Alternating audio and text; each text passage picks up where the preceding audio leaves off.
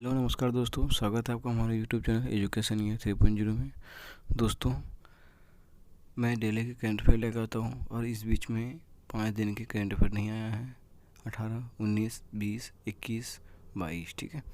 Actually दोस्तों बात ऐसी है कि मैं दिल्ली में रहता था और वहाँ से मैं घर आया छठ के लिए, ठीक है। तो इस बीच में जो आने का टाइम टूर में निकल गया, बस में निकल गया और उसके बाद छठ में बिजी हो गया। तो आज से फ्री होके मैं कंटिन्यू क्लास करूँगा, ठीक है।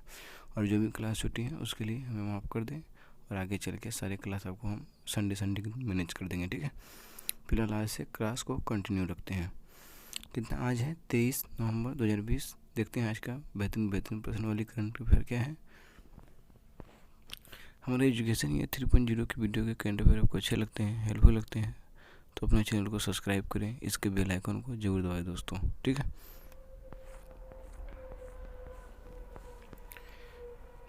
पहला प्रश्न देखिए दोस्तों। पहला प्रश्न है, हाल ही में विश्व शौचालय दिवस किस तिथि को मनाया गया है। तो किस तिथि को मनाया गया है दोस्तों, ये मनाया गया है option number C is right answer 19 नवंबर, ठीक है। ये वैश्विक स्वच्छता से निपटने के लिए इससे संबंधित कार्रवाई को प्रेरित करने के लिए 19 नवंबर को एक आधिकारिक संयुक्त राष्ट्र अंतर्राष्ट्रीय पर्यवेक्षक दिवस के रूप में इसको मनाया जाता है, ठीक है। और इसी दिन विश्व पुरुष दिवस भी मनाया जाता है दोस्तों, ठीक है। तो दो दिवस हो गया है, एक विश्व शौचालय दिवस, एक विश्व पुरुष दिवस, ठीक है, 19 नवंबर को, ठीक है।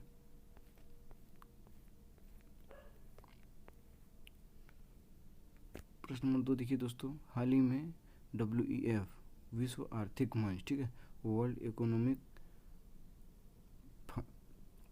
फाउंडेशन, ठीक है, फाउंडेशन विश्व आर्थिक मंच द्वारा स्मार्ट शहरों के अग्रणी रोड मैप के लिए भारत के 36 वैश्विक शहरों में कितने का चयन किया गया है। तो कितने का चयन किया गया है दोस्तों, ये किया गया है ऑप्शन नंबर डी 4 शहरों का, ठीक। 4 भारतीय शहर इंदौर, बेंगलोर, हैदराबाद और फरीदाबाद 22 देशों के 36 शहरों की सूची में शामिल है और विश्व आर्थिक मंच द्वारा चुने गए 6 महाद्वीपों को G20 ग्लोबल स्मार्ट शहरों के हिस्से के रूप में स्मार्ट शहरों के लिए एक नए रोड मैप के लिए अग्रणी बनाया गया है, ठीक है। प्रश्न नंबर 3 देखिए दोस्तों। हाल ही में HIV की रोकथाम के लिए वैश्विक रोकथाम गठबंधन की मंत्री स्तरीय बैठक को किसने संबोधित किया है। तो किसने संबोधित किया है दोस्तों, option number C doctor Harshvardhan, ठीक है। किसने किया दोस्तों, डॉक्टर हर्षवर्धन। डॉक्टर हर्षवर्धन कौन है, तो हम लोग के स्वास्थ्य मंत्री हैं, ठीक है। स्वास्थ्य मंत्री डॉक्टर हर्षवर्धन ने आज वीडियो कॉन्फ्रेंसिंग के माध्यम से HIV रोकथाम के लिए वैश्विक रोकथाम संगठन की मंत्री स्तरीय बैठक को संबोधित किया है, ठीक है। प्रश्न नंबर 4 देखिए। हाल ही में चर्चित 2022 में अंडर 17 महिला फीफा विश्व कप की मेजबानी कौन सा देश करेगा। कौन सा देश करेगा, ऑप्शन नंबर डी भारत करेगा, ठीक है। अंडर 17 महिला फीफा विश्व कप टूर्नामेंट भारत में आयोजित किया जाएगा, जो पहली बार भारत में फीफा महिला फुटबॉल टूर्नामेंट की मेजबानी करेगा, ठीक है।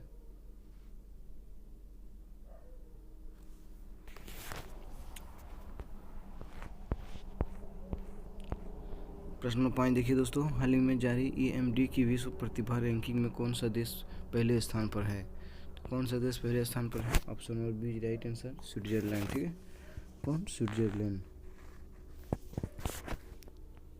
चलिए प्रश्न अगला देते हैं। प्रश्न नंबर 6 देखिए। हाल ही में भारत निर्वाचन आयोग ने सोनू सूद को किस राज्य के लिए राज्य का आइकन नियुक्त किया है। तो किस राज्य का आइकन नियुक्त किया है, ऑप्शन नंबर सी पंजाब का, ठीक है। सोनू सूद को भारत के चुनाव आयोग ने पंजाब का राज्य चिन्ह नियुक्त किया गया है, ठीक है। किसको, सोनू सूद को। हाल में मासातोशी कोशिवा जिनका निधन हुआ, उनका संबंध किस देश से है। तो किस देश से है दोस्तों, option number B right answer Japan, ठीक है। न्यूट्रिनो के रूप में जाने वाले भूतिया ब्रह्मांडीय पुणे के अध्ययन के लिए 2002 में भौतिक नोबेल पुरस्कार जीतने वाले मासातोशी जापान के रहने वाले थे, ठीक है।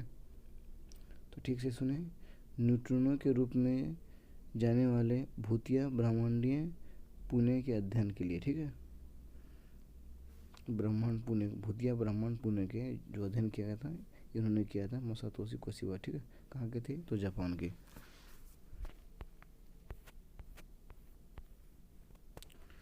प्रश्न 8 देखिए, हाल ही में जारी लीलावती पुरस्कार 2020 जो है इस बार जो हुआ है 2020 का विषय क्या है, ठीक है। लीलावती पुरस्कार का तो उसका है महिला सशक्तिकरण, ठीक है। शिक्षा मंत्री रमेश पोखरियाल निशंक ने लीलावती पुरस्कार 2020 का शुभारंभ करेंगे। विषय महिला सशक्तिकरण है, ठीक है।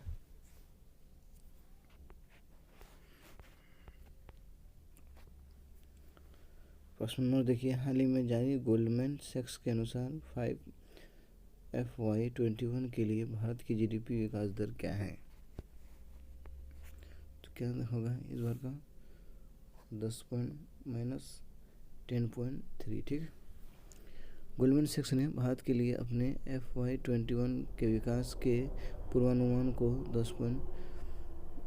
-10.3% संकुचन के लिए संशोधित किया है। एक रिपोर्ट के अनुसार सितंबर में -14.8% था, ठीक है।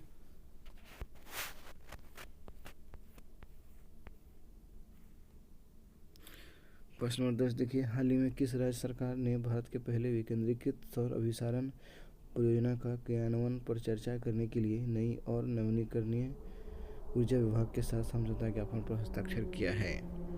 तो किसके साथ किया है? गोवा के साथ, ठीक है दोस्तों। गोवा ने राज्य में नवगठित कंजर्वेशन एनर्जी सर्विसेज लिमिटेड के तहत भारत की पहली परियोजना से बाहर होने पर चर्चा करने के लिए एक समझौते ज्ञापन पर हस्ताक्षर किया है, ठीक है। प्रश्न 11 देखिए दोस्तों, हाल ही में चीन ने अपने बढ़ते प्रभाव का मुकाबला करने के लिए किन दो देशों के बीच रक्षा समझौता पर हस्ताक्षर किया है? तो किन दो देशों के बीच दोस्तों ये किया है? ऑप्शन नंबर सी, जापान और ऑस्ट्रेलिया के बीच, ठीक है। किस के? जापान और ऑस्ट्रेलिया। जापानी प्रधानमंत्री योशिहिदे सुगा और उनके ऑस्ट्रेलियाई समकक्ष स्कॉट मॉरिसन ने दक्षिण चीन सागर में और प्रशांत द्वीपों देशों में पर चीन के बढ़ते प्रभाव का मुकाबला करने के लिए एक ऐतिहासिक रक्षा समझौता पर हस्ताक्षर किया है, ठीक है।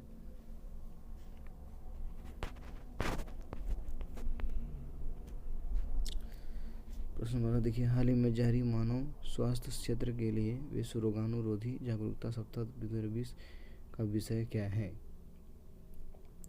तो क्या है विषय दोस्तों? Option number A, right answer, anti microbial को संरक्षित कर लीजिए, ठीक है।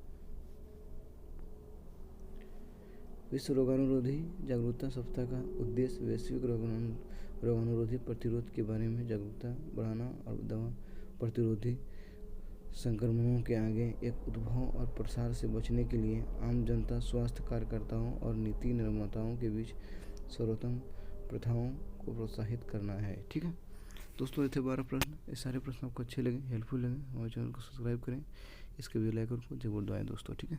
और वीडियो देखने के लिए आप लोगों का बहुत बहुत धन्यवाद।